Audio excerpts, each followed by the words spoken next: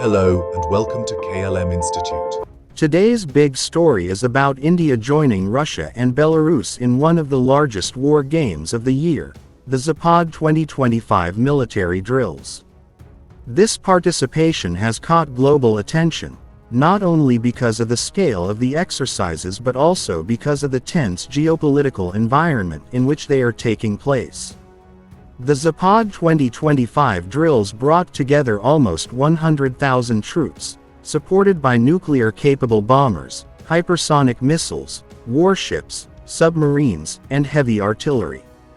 Russia and Belarus went as far as rehearsing the launch of tactical nuclear weapons during these exercises. President Vladimir Putin personally visited the Nizhny Novgorod region to oversee the drills, calling them a rehearsal to defend the Union State of Russia and Belarus. India sent 65 armed forces personnel to participate, marking yet another chapter in its long history of defense cooperation with Russia. According to the Indian Ministry of Defense, the troops joined in counter-terrorism and conventional warfare activities, just like in 2021 when Indian forces were also part of similar Russian war games. But why does this matter now?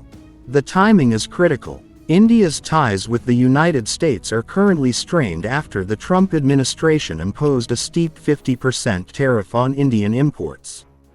Washington has also been frustrated with New Delhi's continued purchase of Russian oil, which the U.S. claims indirectly funds Moscow's war in Ukraine.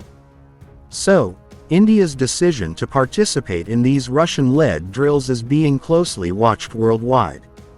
From Europe's perspective, these massive military exercises are seen as an intimidation tactic. NATO allies, especially Poland, remain on edge. Just last week, Poland reported shooting down Russian drones that entered its airspace. Meanwhile, Belarusian President Alexander Lukashenko openly admitted that tactical nuclear weapons were included in the rehearsals, though he insisted they are not planning to threaten anyone. Interestingly, Iran also took part in Zapad 2025. Tehran and Moscow recently signed a comprehensive strategic partnership treaty, and Iran is already supplying drones and reportedly missiles to Russia. Their alignment adds another layer of complexity, especially after recent clashes involving Israel and Iran that escalated into a 12-day war. So, what does this mean for India? On one hand, New Delhi is trying to preserve its historic defense partnership with Russia, a relationship built since the Cold War when most of India's weapons came from the Soviet Union.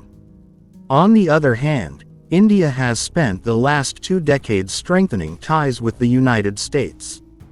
Balancing both sides has become harder in today's polarized world. India's participation in Zapad 2025 is a signal. It shows that while New Delhi values its growing partnership with Washington, it is not willing to abandon Moscow, especially when defense and energy security are at stake. But this balancing act comes with risks. Too much closeness with Russia may invite more economic pressure from the West, while distancing from Russia could leave India vulnerable in terms of military supplies. India's role in these war games is not just about 65 soldiers on foreign soil.